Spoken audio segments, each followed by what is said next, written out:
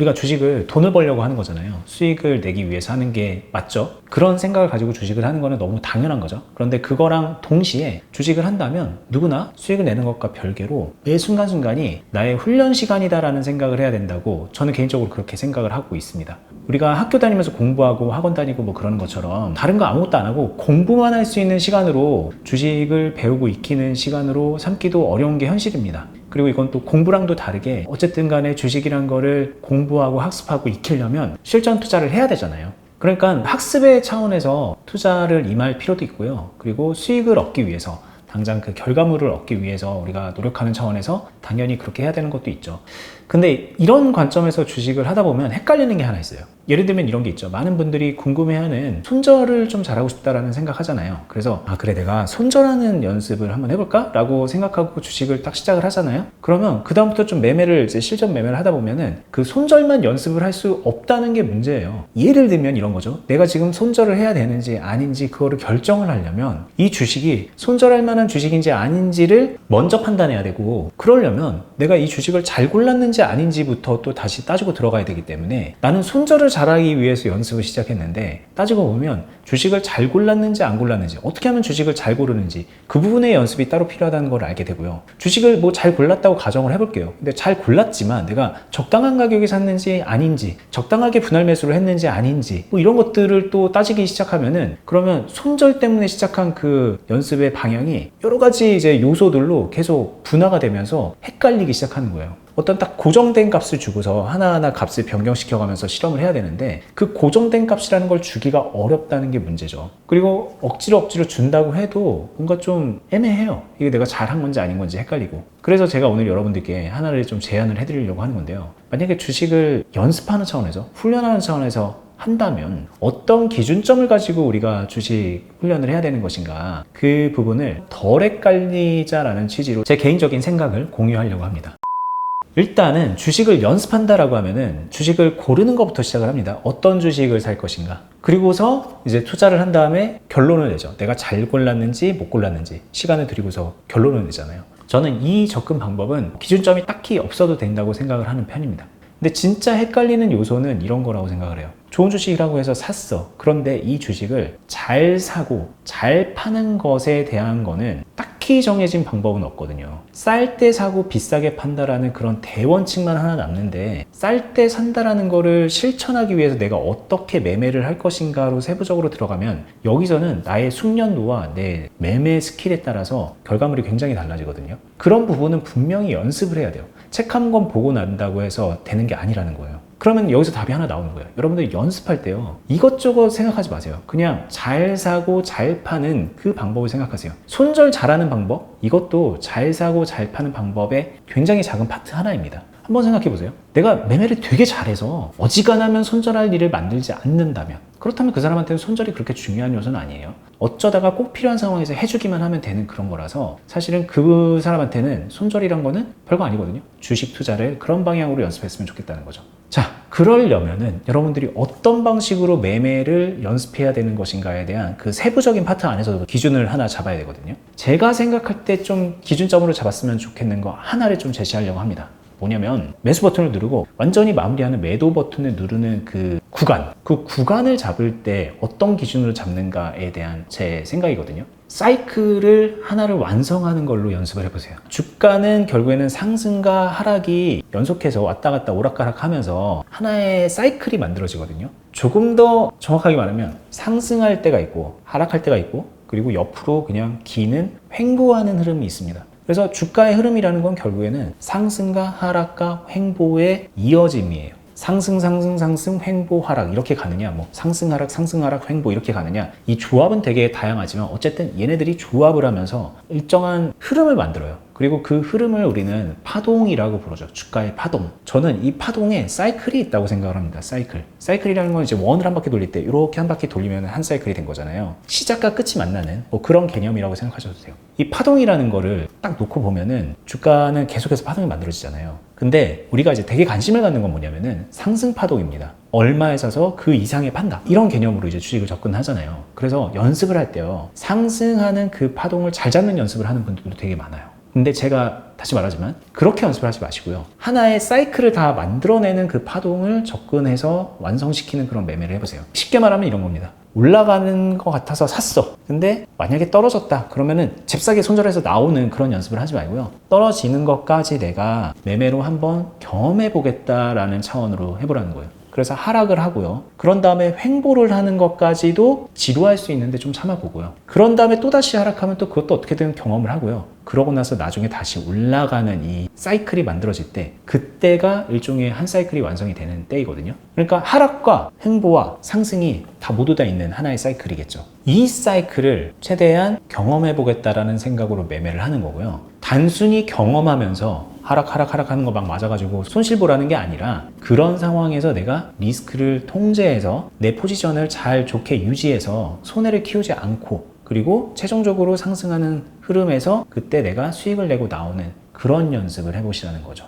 이게 주식을 어렵게 하라는 얘기처럼 들릴 수도 있을 것 같습니다. 왜냐하면 우리는 바로 상승할 때만 잘 찾아서 들어가서 수익을 내고 나오고 싶잖아요. 그런 걸 하고 싶잖아요. 근데 굳이 어렵게 떨어지는 것까지 경험하고 옆으로 기는 것까지 경험하고 또 추가 떨어지는 것도 있으면 또 그것도 경험하라고 하니까 되게 어렵게 느껴질 수 있어요. 그런데 저는 주식을 잘하는 실력이라는 거는 이 온전한 이 사이클 안에서 내가 매매를 잘 하는 것이 실력이지 올라가는 상황이라고 가정해두고 거기서 매매를 잘하는 거는 그건 실력이 아니라고 생각을 합니다. 자, 올라가는 상황이라고 가정하고 매매를 잘하려면 사실 정해진 답은 하나밖에 없습니다. 몰빵 때리고서 위에서 고점에서 최대한 잘 팔기. 이거 하나밖에 남는 게 없어요. 고점에서 잘 파는 게 현실적으로 어렵기 때문에 뭐 분할 매도 조금 할 수 있겠죠. 뭐 그런 것 좀 있는 거고 몰빵 때리는 것도 매번 그럴 수는 없기 때문에 뭐 최대한 좀 빠르게 분할 매수해서 산다든가 뭐 그런 식으로 비중을 확 높여서 산 다음에 위에서 팍 파는 그런 거를 잘하는 거를 하려고 하는 거죠. 근데 이건 어디까지나 올라가는 상황을 가정했기 때문에 그런 거잖아요. 실제로는 우리가 매수를 딱 버튼을 누르는 순간부터 계속 올라가기만 하지 않잖아요. 거의 대부분의 경우는 횡보도 하고 하락도 한단 말이에요. 그럼 그럴 때마다 내가 가정한 것이 틀렸으므로 손절 잘하는 법을 연습해서 손절을 적용시킬 것이냐라고 했을 때 저는 그러지 말라는 좀 말씀을 드리고 싶습니다. 그거는 주식 정말 잘하는 사람들이 이 파동이라는 걸 다 온전히 이해하고 제대로 어떤 파동에서든 뭔가를 해낼 수 있는 사람들이 그저 단순히 선택적으로 그게 조금 내 상황에 맞아서 할 뿐이지 그것만 연습해서 그게 잘 되기는 되게 어렵거든요. 자, 그 여러분들이 꿈꾸는 모든 것, 어떤 매매든 잘 하려면 하나의 사이클 정도의 파동은 내가 그 안에서 마음껏 뛰어놀 수 있을 정도로 매매 훈련이 돼야 됩니다. 무조건 수익 내야 된다는 얘기를 하는 건 아니에요. 왜냐면은 주식의 하나의 사이클이라는 게 떨어졌다가 횡보했다가 다시 제자리로 올라오는 정도까지 그렇게 파동의 사이클이 만들어지지는 않거든요. 하락, 그 다음에 상승 이러면은 최초 가격보다 많이 떨어졌지만 어쨌든 한 사이클이 완성되는 경우도 있어요. 이런 경우가 더 많죠, 사실 주식 차트를 보면. 그럼 그럴 때도 최선의 매매를 할 수 있어야 된다는 걸 얘기하는 거예요. 최선의 매매는 쉽게 말하면 내 평단을 유리하게 만들고 내 비중을 적정하게 유지한 상태, 내 계좌가 망가지지 않은 상태로 상승 상황을 맞는 거예요. 그걸 좀 더 잘 해내면 거기서 수익으로 마무리를 짓는 거고 조금 삐끄덕했으면 마지막 상승 파동에서도 수익은 아니지만 그래도 다음을 기약해 볼 수 있는 게 되겠죠. 그런데 여기서 내가 비중을 너무 때려박아 놓고 평단도 많이 못 줄여놓고 뭐 여러 가지로 잘못해놨다면은 그 상황에서 당장 뭐 손실이냐 수익이냐 그게 중요한 게 아니라 그 뒤에 이어지는 상황을 대응할 수 없거든요. 최선의 매매를 안 해놨기 때문에 그 이후에도 최선의 대응을 할 수 없게 되는 거죠. 그러려면 결국은 이 사이클 안에서 내가 최선의 대응,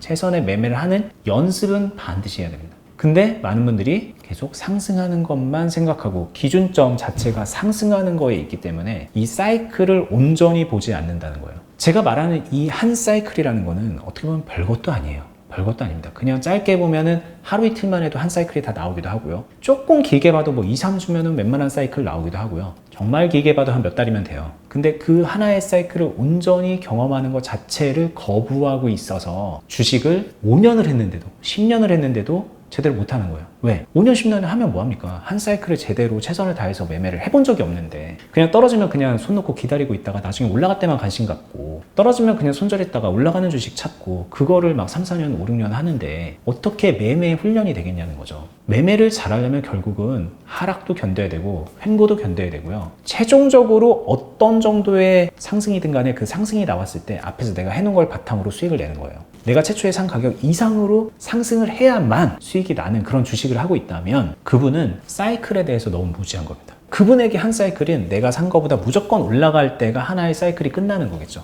얼마나 한계가 명확하냐고요. 그런 주식은 실제로 많지도 않고 우리가 그런 주식만 만날 가능성이 없는데 상승이 나오더라도 상승이 나오는 그 포인트가 다 위치가 다르다고요. 근데 그때 다른 포인트가 나올 때마다 어떨 때는 기분 좋고 어떨 때는 한숨 쉬고 있다면 그러면 그게 문제라는 거예요. 실력이라는 거는 그 하나의 사이클이 완성되는 마지막 상승 포인트 때 그때 내가 최선의 상황이어야 되고 그때도 최선의 매매를 할 수 있어야 되는 거예요. 자, 그러자면 여러분들 생각에 조금 돌아가는 것 같을 거예요. 왜냐하면 우리는 연습만 하는 게 목적이 아니라 수익을 내는 목적이 있잖아요. 아까 말했듯이 수익을 내는 더 중요한 목표가 하나 있고 그리고 연습도 하는 거잖아요. 근데 이 연습을 하려고 상승, 횡보, 하락 이걸 다 견디려다 보면 한 사이클을 다 견디려다 보면 왠지 수익이 잘 안 날 것 같죠. 그래서 이걸 더 하기 싫어지는 거거든요.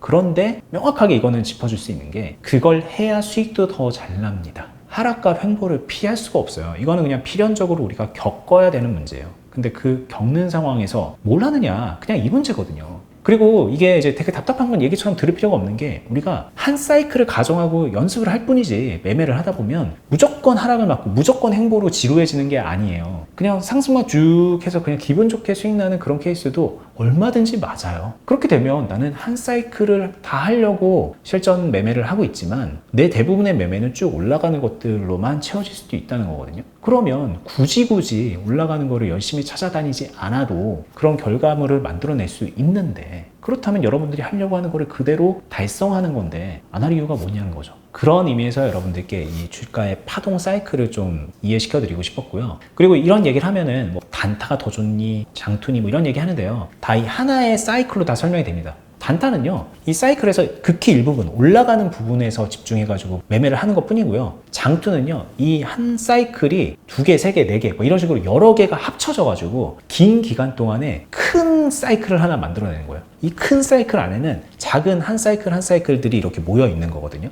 파동의 사이클이 붙여져서 기간적으로 길게 보면은 큰 파동이 만들어지고 그 안에서 우리가 수익을 걷어내는 거다. 이런 개념인데 이 장투라는 거를 잘할 때도 이 안에서 세부적인 파동 사이클의 대응을 잘할 수 있으면 장투가 훨씬 유리해지는 거거든요. 그러니까 장투의 효율도 올라가는 거죠. 주식을 연습할 때 기준으로 삼을 거 뭐 여러 가지 있을 수 있어요. 여러분들 머릿속에 떠오르는 거 난 이런 걸 연습해야지 저런 걸 연습해야지 뭐 이런 거 생각할 수 있는데 그 모든 것들을 이 사이클의 개념에 녹여서 생각을 해보세요. 그러면 정확한 기준점은 잡힐 거고 그때 좀 실력의 향상이 있을 거라고 저는 개인적인 경험으로 말씀을 드릴 수가 있습니다.